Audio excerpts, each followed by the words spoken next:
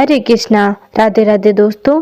छठ पूजा प्रकृति को समर्पित पर्व है जिसमें सूर्य देव और छठी मैया की पूजा होती है। छठ महापर्व षष्ठी तिथि को मनाया जाने वाला पर्व है जो बेहद ही कठिन होता है। यह पर्व नियम, संयम और तपस्या का पर्व है जो 4 दिनों तक चलता है, जिसका आरंभ चतुर्थी तिथि से हो जाता है और समापन सप्तमी तिथि पर होता है। इसकी शुरुआत नहाय खाए से की जाती है। दूसरे दिन खरना होता है।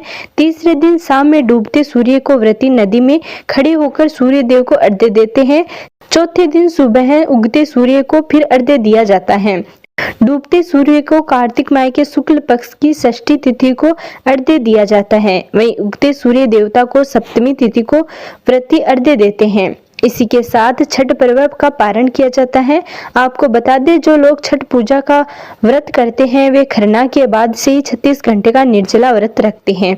इस बार कार्तिक माह में पड़ने वाली षष्ठी तिथि आरंभ होगी 7 नवंबर गुरुवार की देर रात 12:41 पर और इसका समापन होगा 8 नवंबर शुक्रवार को देर रात 12:34 पर। ऐसे में 7 नवंबर गुरुवार के दिन ही संध्या काल का अर्घ्य दिया जाएगा और सुबह का अर्घ्य अगले दिन 8 नवंबर को दिया जाएगा। छठ पूजा के पहले दिन को नहाय खाए कहते हैं। नहाय खाए इस बार 5 नवंबर मंगलवार के दिन है। इस दिन श्रद्धालु नदी या तालाब में स्नान करते हैं और बिना प्याज लहसुन वाला सात्विक भोजन करते हैं। नहाय खाए वाले दिन घिया और चने की दाल से भोजन बनाया जाता है। इस दिन व्रती छठ पूजा की तैयारी शुरू कर देते हैं। छठ के दूसरे दिन को खरना कहते हैं। ये 6 नवंबर बुधवार के दिन है। खरना के दिन व्रती पूरे दिन निर्जला उपवास रखते हैं। फिर शाम को प्रसाद में गुड़ की खीर और रोटी बनाकर चढ़ाते हैं। इसके बाद फल का भी भोग लगाते हैं और इसके बाद इसे खाते हैं।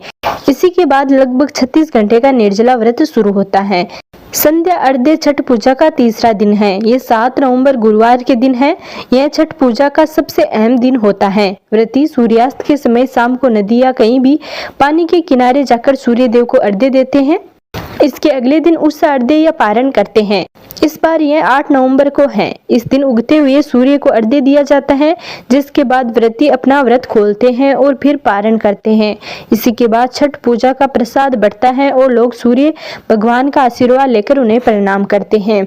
छठ मैया के बारे में यह कथा प्रचलित है कि ये ब्रह्मा जी की मानस पुत्री है और सूर्य देव की बहन है। छठ मैया को संतान की रक्षा करने वाली और संतान सुख देने वाली देवी के रूप में शास्त्रों में बताया गया है, जबकि सूर्य देव अन्न और संपन्नता के देवता हैं। इसलिए जब रबी और खरीफ की फसल कटकर आ जाती है तो छठ मैया का पर्व सूर्य देव का आभार प्रकट करने के लिए चैत्र और कार्तिक महीने में किया जाता है।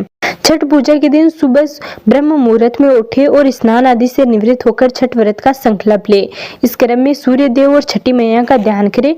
व्रती को छठ पूजा के दिन अन्न ग्रहण करना नहीं चाहिए। संभव हो तो निर्जला व्रत रखकर उसका विधिवत पालन करें। छठ के पहले दिन संध्या काली अर्घ्य होता है, जिसमें डूबते हुए सूर्य को अर्घ्य दिया जाता है। ऐसे में इस दिन सूर्यास्त में थोड़ा पहले छठ घाट पर पहुंचे और वहां स्नान करने के बाद अस्ताचलगामी सूर्य को पूरी निष्ठा के साथ अर्घ्य दे। इस दिन भगवान सूर्य देव को अर्घ्य देने के लिए बांस या पीतल की टोकरी या सूप का प्रयोग किया जाता है। ऐसे में बांस या पीतल की टोकरी का इस्तेमाल करते हुए सूर्य देव को अर्घ्य दे।